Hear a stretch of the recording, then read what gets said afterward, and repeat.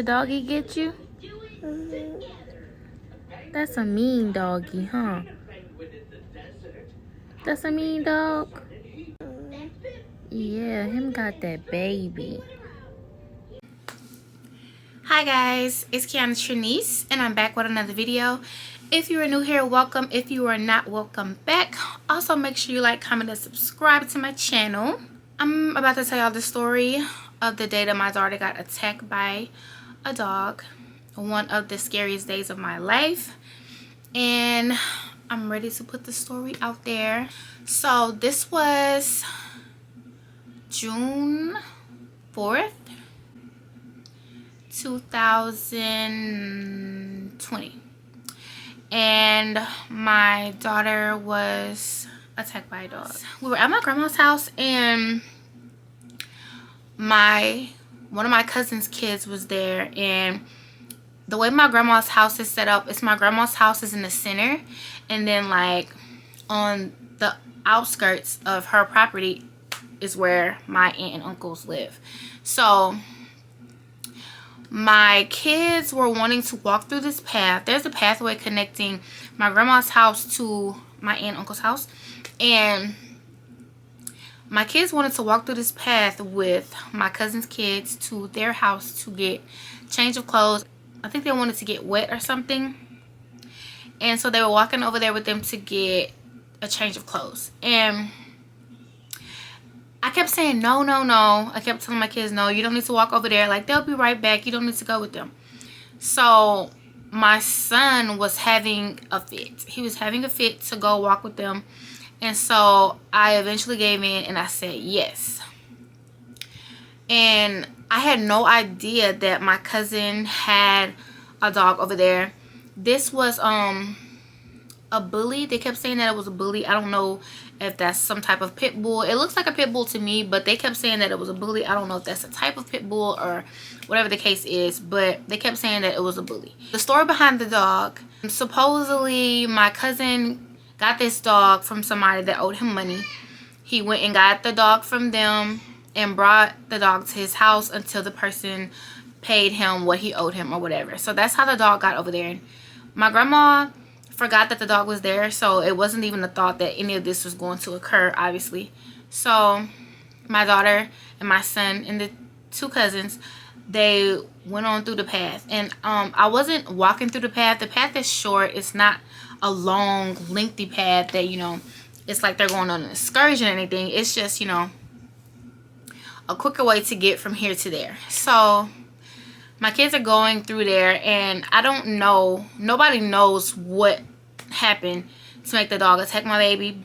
The ages of the kids, I think at the time my cousin's oldest was 5, and then my son was 3, his other son was 3, and then my daughter was about to turn 2 years old.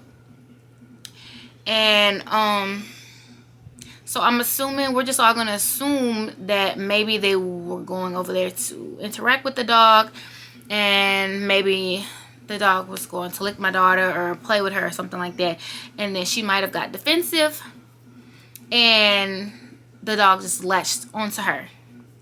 And so I'm at my grandma's house. 5 minutes go by, which felt like forever, and then we get a phone call. My aunt calls my mom, and she's just screaming at the top of her lungs, and she's like not really saying what's going on. She's just screaming and saying, y'all need to get over here now, y'all need to get down here right now, like come, y'all need to come. So I didn't even know what was going on. My mom was just, she's dramatic, so she's just like, what happened? So before I even got the whole rundown of the story, I didn't even know what was going on. I just knew that it was something and that my kids were going in that direction.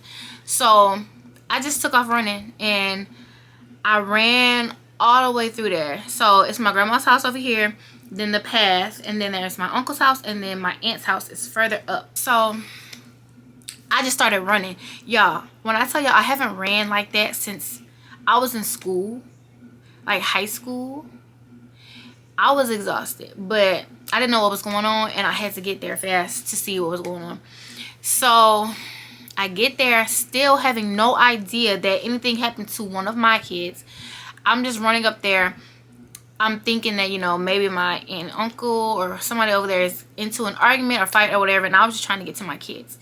So as I get there, once I run up to my aunt's house, which is where they ended up bringing my baby, I immediately busted out crying, because as I'm approaching my aunt's house, my cousin, whose boys my kids were walking with, he's holding my daughter in his arms like this, and she looks lifeless. She looks like she doesn't have a breath in her body at all, and she wasn't crying or anything. So of course the first thing I'm thinking in my mind is she's gone. Like, I was freaking out. I just busted out crying, and I just hear everybody screaming, going back and forth. They're trying to figure out what happened. All we know is that a dog got a hold to her, and that was that. So while my baby is getting attacked, it's the 3 boys, my son and their 2 cousins, and thank God one of the boys had enough sense to run in the house and get my cousin and my uncle. And this dog had the most gruesome latch ever on my baby. Like, they couldn't even get the dog off of her, which is the reason why a lot of her scars are so extensive, because they literally had to rip my baby out of the dog's mouth. Like, that was the only option.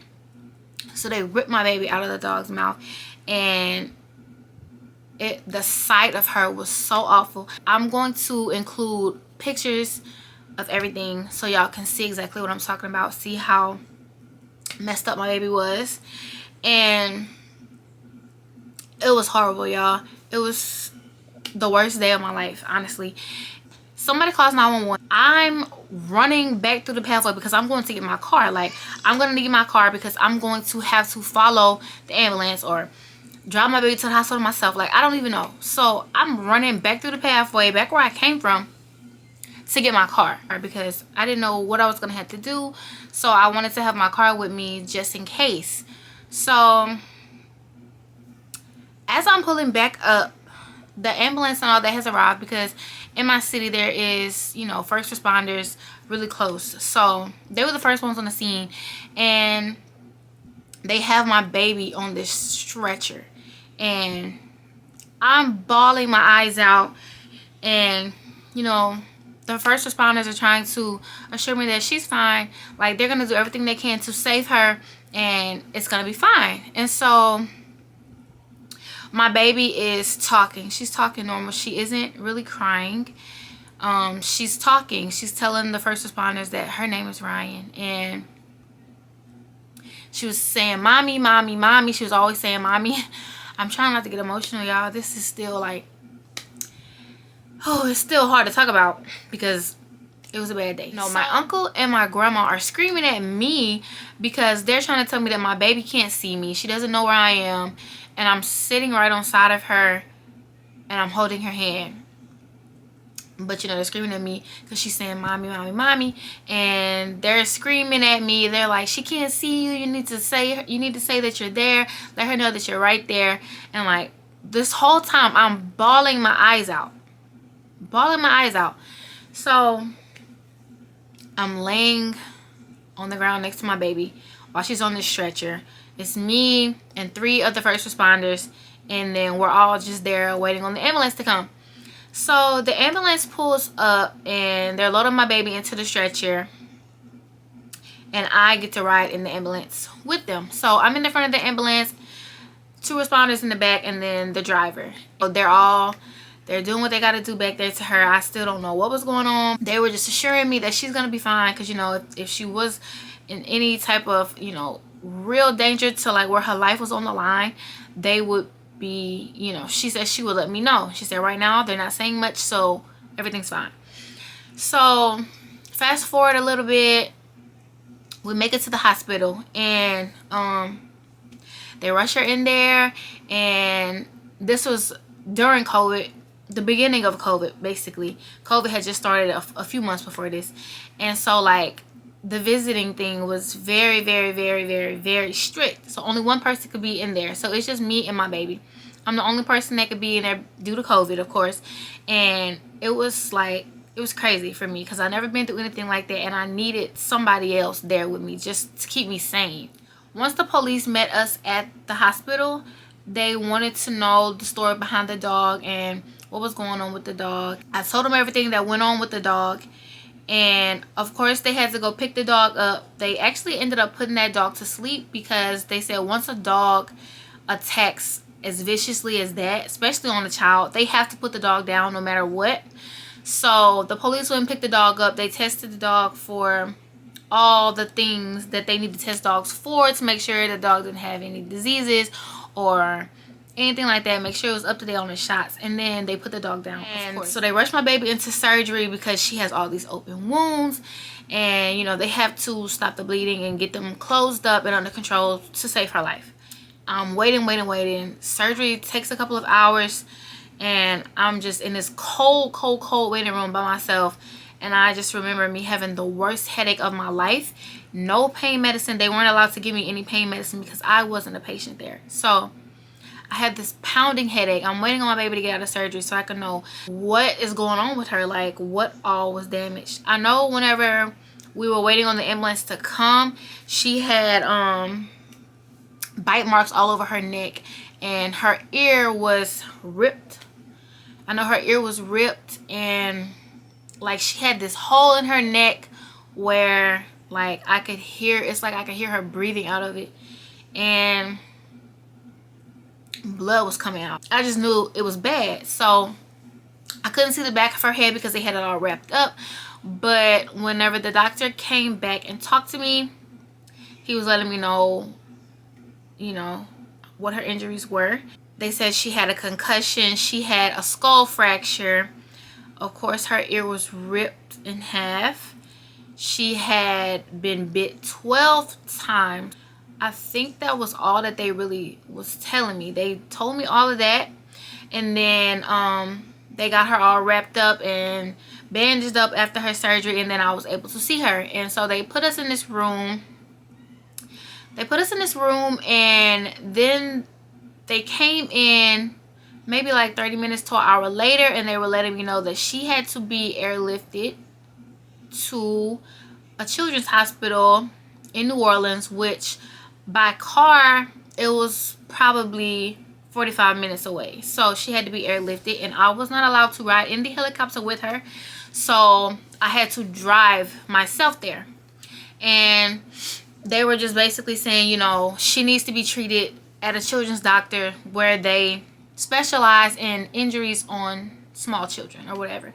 And I wish that that's where she could have made it to after the incident happened, because the hospital that she actually went to, they really didn't do a good job of putting her back together. And that is words out of the surgeon's mouth at the children's hospital. He told me that they really rushed that job. They could have done a whole lot better. They could have taken their time with that. My baby had so many staples in the back of her head, and it just wasn't put together right. I get to the children's hospital. She stays there, I want to say, I feel like we were there maybe a week. Either a week or close to a week. We were there for a little minute, just out of recovery, and she had to do all these different tests. She lost her hearing for 2 days. She was taking a lot of hearing tests, and she kept failing them. So they was like, she could have lost her hearing, or maybe it's backed up with blood and fluids or whatever. They wanted to give it a couple of days before they would just rule out that she had complete hearing loss. She couldn't really keep fluids down. She was throwing fluids up, and my baby was just miserable, but she took it like a champ, y'all. She did so good. Out of the whole experience, I've probably cried. I've cried way more than her. She really is a soldier. Like, I was so proud of her. She did so good. And every time I think about that story, it makes my eyes water, because it's so sad to me still to this day. I'm thankful that she's still alive and here with us today. She is like the highlight of my days. She's so funny and she's so cute. Like, you just, like, I don't know what life would be like without her, honestly. She is doing great. She healed up nicely, to say that the way that she was put back together wasn't the best it could have been. She of course had follow-up appointments to make sure that everything was healing up properly, and that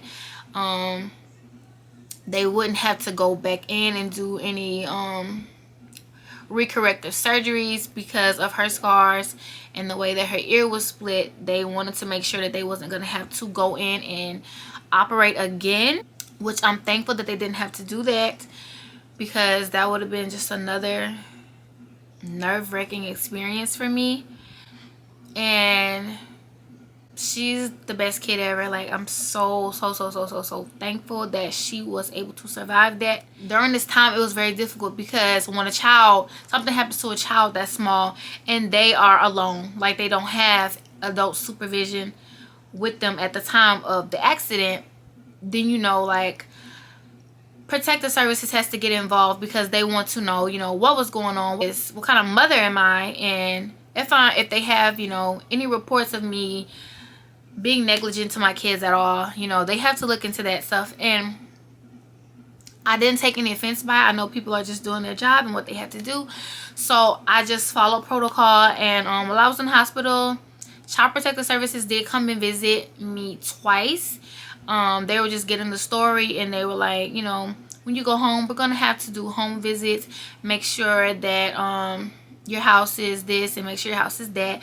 And I thought that was kind of weird, but once again, you know, they're just doing their job. So I was going with the flow. I was, you know, letting them do what they needed to do for their job. But they ended up not going through all of that. Of course, it was an accident, and they know that it was an accident, so it wasn't really a case for Child Protective Services anymore at that point. And so after I left the hospital, I didn't really hear much at all from them. I didn't hear from them at all after that, which I'm so thankful for, because I'm a great mom, or I would like to think that I'm a great mom and that I'm doing good. Thank you guys so much for watching. I hope you enjoyed this video. I know it was a serious topic, and I hope I told the story correctly. I'm not good at doing story times. I'm trying to get better at it, but it's a struggle trying to get all the details together on video, of course. Once again, thank you guys so much for watching. Make sure you like, comment, and subscribe, and I will see you guys in my next video. Can you tell everybody thank you? Say thank you. Thank you.